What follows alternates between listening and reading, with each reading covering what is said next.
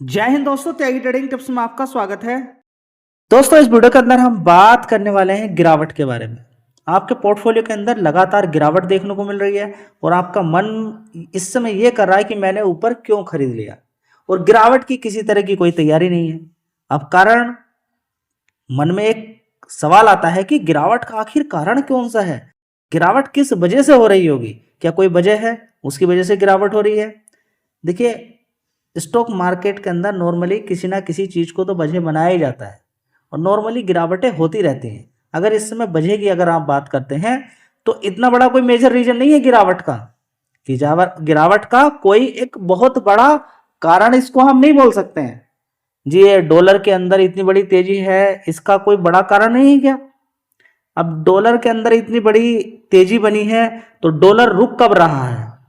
आप उठा के देख लीजिए, कभी 50 रुपए पे था, उसके बाद 55 रुपए हुआ, उसके बाद 60 रुपए, उसके बाद 70 रुपए हुआ। तो क्या जीडीपी हमारी खत्म हो गई? क्या हम बिल्कुल बाहर निकल गए? क्या हमने कोई ग्रोथ नहीं हुई? क्या जीएसटी कलेक्शन कम हो गया? क्या इंडिया के अंदर कुछ भी काम नहीं हो रहा है? महंगाई तो है ना। आप कभी कोई सामान खरीदते थे सस्ते में, कभी आप हो सकता है कि आटा आप 10 रुपए किलो खरीदते हो, आज की डेट में आप 40 रुपए, 30 रुपए, 25 रुपए किलो खरीद रहे हैं। कभी आप 5 रुपए किलो भी खरीदते होंगे। कभी चीनी 1 किलो आप खरीदते थे 10 रुपए की, हो सकता है आज 50 रुपए की, 55 रुपए की, 40-45 रुपए की खरीद रहे हो। समझ बताइए, तो क्या सब कुछ खत्म हो गया? देखिए, अगर आप सिर्फ डॉलर को देखकर ये सोच लेते हैं कि बस आपको सब कुछ खत्म होने ही वाला है, तो फिर पाकिस्तान का क्या हाल होगा? आप सिर्फ मुझे बताइए, $1 कितने पाकिस्तानी रुपीस के बराबर है? अब इंडिया की बात करें तो $1 90 रुपए के आसपास है। आप देखेंगे श्रीलंका का लगभग 200-300 रुपए के आसपास है, और इसी तरह से लगभग 250 रुपए के आसपास आप देखेंगे किसका? पाकिस्तानी का। तो क्या पाकिस्तान के अंदर सांस लेना ही बंद हो गया, सब कुछ खत्म हो गया क्या? ठीक है, तो आप कहेंगे कि उनकी जीडीपी, उनकी ग्रोथ, हमारी ग्रोथ। देखिए, ये डॉलर कहीं पर भी पहुंच जाए कोई फर्क नहीं पड़ेगा, शर्त ये कि हम विदेशों से सामान ना मंगाए। इसकी कोई वैल्यू नहीं रहेगी हमारे, कितना ही बढ़ जाए, अगर हम विदेशों से सामान ना मंगाए तो। लेकिन ऐसा होता नहीं ना। आप देखेंगे कि हम सामान मंगाते भी हैं और हम भेजते भी, एक्सपोर्ट भी करते हैं। और सबसे ज्यादा हम क्या मंगाते हैं? तेल। हम तेल मंगाते हैं, और ये आने वाले टाइम तक अभी भी जो गाड़ियां हैं ज्यादातर तेल पे ही आधारित ज्यादातर गाड़ियां हैं। और वो ऐसा नहीं कि सरकार एकदम खत्म कर देंगी, कल से ही वो बंद होने वाली है, नहीं, बड़ी बड़ी महंगी महंगी गाड़ियां मिलती हैं। तो ये तो अभी हमें झेलना ही पड़ेगा। तो बहुत बड़ा मोटा पैसा हमारा किसके अंदर चला जाता है? किसके अंदर चला जाता है? बहुत मोटा पैसा हमारा चला जाता है डॉलर के रूप में विदेशों के अंदर जब हम तेल मंगाते हैं। तो हम तेल किसी एक कंट्री से तो मंगाते नहीं, अलग अलग कंट्री से मंगाते हैं। और हम ज्यादातर ये भी कोशिश करते हैं कि हाँ, हमसे सामान ले लीजिए और दूसरा सामान ले लीजिए। ठीक है, अभी सस्ते दाम पर हमें रसिया ने तेल दिया, काफी तेल हमने लिया, इंडिया के अंदर भी इस्तेमाल होता है, उसको एक्सपोर्ट भी किया गया यूरोप के अंदर। तो अब क्वेश्चन सबसे बड़ा यह है कि क्या इसको हम कारण मान ले? देखिए, एग्जैक्ट इसको हम कारण नहीं मान सकते, क्योंकि ये तो लगातार ही बढ़ रहा है। ये तो लगातार ही बढ़ रहा है। क्या है, घातक है? हाँ, बिल्कुल घातक बन जाएगा ये। क्या ये महंगाई ला सकता है? बिल्कुल महंगाई लेकर आएगा। अभी मान लीजिए कि एक सामान अभी तक हमें 80 रुपए का मिलता था और आज की डेट में वो 90 रुपए का मिल रहा है, तो वो मार्केट के अंदर पीछे से 1 रुपया, $1 का सामान लेकर आए थे, हमने किसी दुकानदार ने विदेश में 90 रुपए का पेमेंट कर दिया उसको। पहले करता था वो, मान लीजिए 4 महीने पहले 80 रुपए, तो वो आपको कितने का दे देता होगा? 85 रुपए का। अब वो कर रहा है 90 रुपए, तो आपको कितने का देगा वो? जी 95 रुपए का देगा। ठीक है, तो जो हमारे खाने पीने की चीजें वो इंडिया के अंदर है, उस पर इतना असर नहीं, लेकिन जो बाहर से हम सामान मंगाते हैं, जैसे कि मोबाइल, ज्यादातर सेमीकंडक्टर चिप की बात करें, और भी इतना सारा सामान हम विदेशों से, सबसे ज्यादा तो तेल की ही बात करें। ठीक है ना। तो अभी भी ऐसा नहीं कि हम अपने, हाँ, अपनी करेंसी के अंदर हम काम करना शुरू कर दें, जैसे कि रसिया इंडिया की करेंसी एक हो जाए। एक इन द सेंस, एक मतलब नहीं कि आपस में करेंसी के अंदर तालमेल बैठ जाए और आपस में लेन देन होना शुरू हो जाए तो कोई दिक्कत परेशानी नहीं होगी, और इस पर बातचीत भी आगे चल रही है। ठीक है, तो इसको आप एक गिरावट का कारण मान सकते हैं, क्योंकि अभी भी हम विदेशों से बहुत बड़ा सामान मंगाते हैं। लेकिन अब इसकी वजह से ही अगर आप सोचें कि मार्केट गिर जाएगा, तो बिल्कुल गलत। आप उठा के देख लीजिए, लगातार भाग रहा है, निफ्टी 50 भी लगातार भागी, और इसका कोई तालमेल नहीं है। क्यों? क्योंकि आप उठा के देखे ना, आप उठा के देखिए, आरबीएनएल का शेयर 20 रुपए का होता था, उसने 600 रुपए मार दिया, क्या करोगे इसका आप बताइए। इसका क्या करोगे, निफ्टी 50 का क्या करोगे। चलिए, एक प्रॉब्लम आपकी सोल्व हो गई। दूसरा सबसे बड़ा कारण यहाँ पर जी एफआईज माल बेच रहे हैं, ठीक है, एफआईज माल बेच रहे हैं, लगातार ही बेच रहे हैं, पिछले 1-1.5 महीने से लगातार एफआईज नेट बिक वाली ही कर रहे हैं जी। डीआईज वहां पर खरीदारी कर रहे हैं। देखिए, डीआईज से खरीदारी करने का कारण है, इंडिया के अंदर जब आप 30,000 रुपया कमाते हैं, आप सोचते हैं कि ऑनलाइन कहां पर मैं इन्वेस्टमेंट कर दूं। ऐसा तो नहीं दुकान, एक ऑफिस के अंदर अगर आप जाएंगे तो पूरा सुबह से लेकर शाम तक वहां देंगे। अब ऐसा तो नहीं कोई कोई रेस्टोरेंट खोल कर आप बैठेंगे या तो किसी को बैठाएंगे, ठीक है। अब आप कोशिश करेंगे या तो एफडी में चला जाए, या म्यूचुअल फंड के अंदर चला जाए, या इक्विटी के अंदर चला जाए, या फिर आप कॉल पुट खेलें, ठीक है। तो अब क्योंकि आपके पास मोबाइल है, इंटरनेट की सेवा आपके पास है, और साथ ही आप आसानी से आप डीमेट अकाउंट खोल लेते हैं और इन्वेस्टमेंट भी आसानी से कर सकते हैं, और सजेशन भी आपको इधर उधर से कहीं ना कहीं से ढूंढ ही लेते हैं। तो सबसे बेस्ट क्या रहता है, बेस्ट रहता है म्यूचुअल फंड। आसानी से, वहां पर कोई टेंशन नहीं है, और 1-1 2-2 हजार रुपए हर महीने कटता भी रहता है उसमें, या फिर साल का या 3 महीने का जो भी आप कटाना चाहते हैं वो कटता रहता है। अब देखिए, पीछे से अगर पैसा आएगा, आप सोचते होंगे ना कि एफआईज तो लगातार बेच ही रहे हैं, तो डीआईज लगातार क्यों खरीद रहे हैं। भाई, डीआईज के पास पैसा आएगा तो उनकी मजबूरी है ना खरीदने की, समझिए। तो अगर डीआईज या एफआईज किसी शेयर को खरीद रहे हैं तो उनकी मजबूरी भी हो सकती है खरीदने की, क्योंकि पीछे से पैसा आएगा, उनको खरीदना ही पड़ेगा। वो समझ बात आ रही है आपको या नहीं आ रही है, अब दिमाग लगाइए। तो दोस्तों, एफआईज खरीदें या डीआईज खरीदें, आपको अपना माइंड ही लगाना है, सबसे बड़ी बात ये है, ठीक है।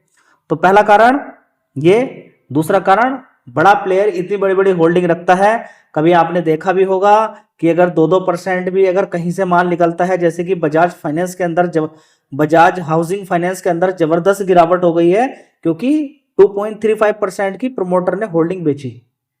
वो बेचने का कारण भी था क्योंकि 88% की होल्डिंग थी, उसको गिराते गिराते 75% तक प्रोमोटर की होल्डिंग होनी चाहिए एज पर सेबी रूल, ठीक है।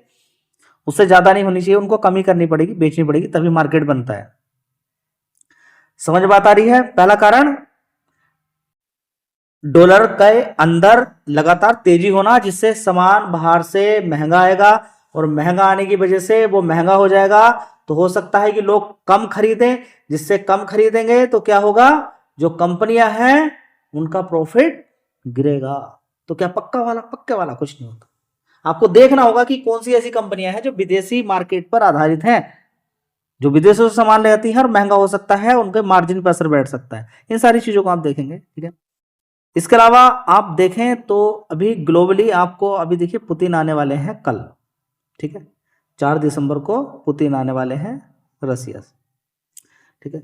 तो उसका क्या निगेटिव, देखिए ऐसा कुछ नहीं है, ट्रंप भी घूमते हैं, मोदी भी जाते हैं, तो अब ऐसा नहीं कि यहाँ पर आ रहे हैं कुछ ऐसा बवाल मच जाएगा या सब कुछ ऐसा हो जाएगा वैसा हो जाएगा, बड़ी डील हो जाएगी।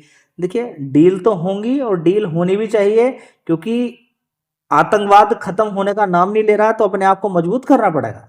चाइना मानता ही नहीं है, तो चाइना के सामने तो खड़ा ही होना पड़ेगा ना मजबूती के साथ, और दूसरा कंट्री भारी पड़ जाएगा। पाकिस्तान मानने के लिए तैयार नहीं है, वो बीच बीच में अपनी ताकत दिखाने के लिए तैयार रहता है, ठीक है। तो ये सारी चीजें आपको समझ में आ जाना चाहिए कि अभी जो पुतिन यहाँ पर आ रहे हैं, एक रीजन है, एक बहुत बड़ा कारण है।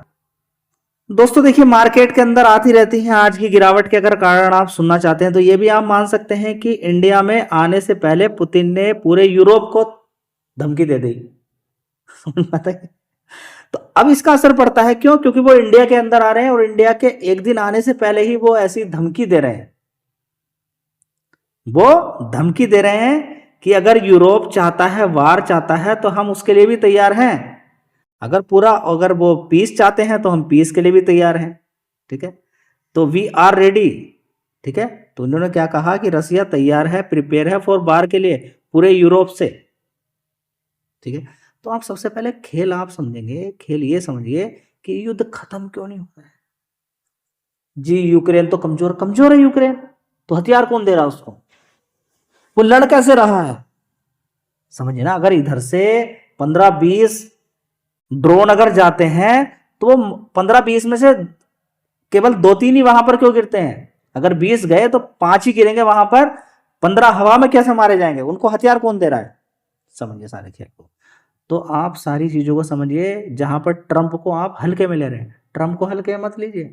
ट्रंप बिल्कुल नहीं चाहता कि रसिया आगे बढ़े, उसकी हथियार का मामला है ना, वो चाहता ही नहीं है कि रसिया आगे बढ़े, क्योंकि वो तो पूरा नंबर 1 उसकी टक्कर पे है रसिया हथियार बनाने में। चाहता है कि किसी भी तरह से रसिया खत्म हो। फिर उसके बाद चाइना, रसिया के बाद चाइना, ठीक है, ये जो कंट्री है, ईरान को जो उसकी हीट थी उसको थोड़ा सा कम कर दिया। इसी तरह से चाइना को भी धीरे धीरे दबदबा बनाने की कोशिश की जा रही है, लेकिन चाइना दबने के लिए तैयार नहीं है। रसिया को कितना बड़ा कमजोर, देखिए रसिया को कमजोर ही किया गया है, क्योंकि इतना ज्यादा रिस्ट्रिक्शंस लगाने का मतलब तो कमजोर करना ही होता है, ठीक है। तो अब इतना बार बार रिस्ट्रिक्शंस अगर लगेंगे कि इंडिया भी तेल नहीं खरीदेगा, चाइना भी तेल नहीं खरीदेगा, जो ट्रंप बोलता है, समझिए ये ट्रंप बोलता है। और ट्रंप ने आज क्या न्यूज दिया है कि हम तो चाहते ही नहीं है युद्ध, देखिए हमारी समझ में नहीं आ रहा मैटर क्या है, हम तो रसिया को हथियार देंगे, हम तो यूक्रेन को हथियार देंगे नहीं। आप यूक्रेन को हथियार भी नहीं देंगे और आप इंडिया पर, चाइना पे बड़े बड़े टैरिफ भी लगा के रखेंगे ताकि रसिया मजबूत ना हो सके, तो बड़ा खेल खेलता है ट्रंप। एक नंबर का खिलाड़ी है युद्ध करवाने में, और ये युद्ध जो चल रहा है अभी भी, वो अमेरिका की वजह से ही चल रहा है सीक्रेटली। अगर आप देखें तो हथियार डायरेक्टली यूक्रेन को नहीं दिए जाएंगे, लेकिन रसिया पहले कहां पर जाएंगे, यूरोप के अंदर, यूरोप से फिर कहां पर जाएंगे, यूक्रेन के अंदर जाएंगे। उनको मालूम है यूरोप को कि खतरा रसिया है, आगे आने वाले टाइम में खतरा होगा। अगर ये युद्ध को बंद करा दिया तो धीरे धीरे करके रसिया फिर किसी दूसरे देश से भिड़ेगा, ठीक है।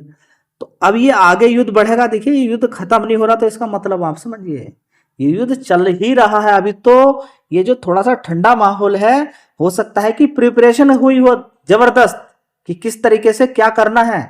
अभी हाल फिलहाल में आपने देखा कि एक रसिया का ऑयल टैंकर उसको उड़ा दिया गया है, और रसिया ने सीधी धमकी दी है कि अगर आगे से ऐसा कुछ हुआ तो फिर जिस कंट्री की, जो भी कंट्री, अब वैसे होना ही ऐसा चाहिए, जिस तरीके से पूरा यूरोप और जिस तरीके से बात करें, अमेरिका यहां पर बोल रहा है, ट्रंप बोल रहा है कि कोई तेल नहीं लेगा रसिया से, ठीक है, तो इसी तरह से रसिया को भी बोलना चाहिए, रसिया को भी आगे बढ़ के बोलना चाहिए। रसिया को कहना चाहिए कि कोई भी अगर मदद करेगा किसकी, यूक्रेन की, तो उस पर मैं अटैक करूं, ठीक है, तब जाके बात बनती है, ठीक है। तो यहां पर अगर आप देखते हैं कि सिर्फ रसिया रसिया की गलती है, तो यहाँ पर हम नहीं कह सकते हैं, क्यों, क्योंकि यहाँ पर सपोर्ट लगातार पूरे यूरोप का, अमेरिका का, बड़े बड़े हथियार जो यूक्रेन को दिए जा रहे हैं, कहीं ना कहीं सिर्फ एक मोहरा बनाया जा रहा है। यूक्रेन की तो बलि चढ़नी है और आगे चढ़ भी सकती है पूरी तरीके से, लेकिन यूक्रेन को ये बात समझ में नहीं आ रही। काश पहले से ही समझ में आ जाती तो शायद इतनी बड़ी क्षति नहीं होती। अब देखते हैं आगे क्या होता है, ये एक बड़ा मेजर रीजन हो सकता है फिलहाल की गिरावट का। अब देखते हैं आगे क्या होता है, धमकीबाजी जवानी चलती रहती है। धन्यवाद।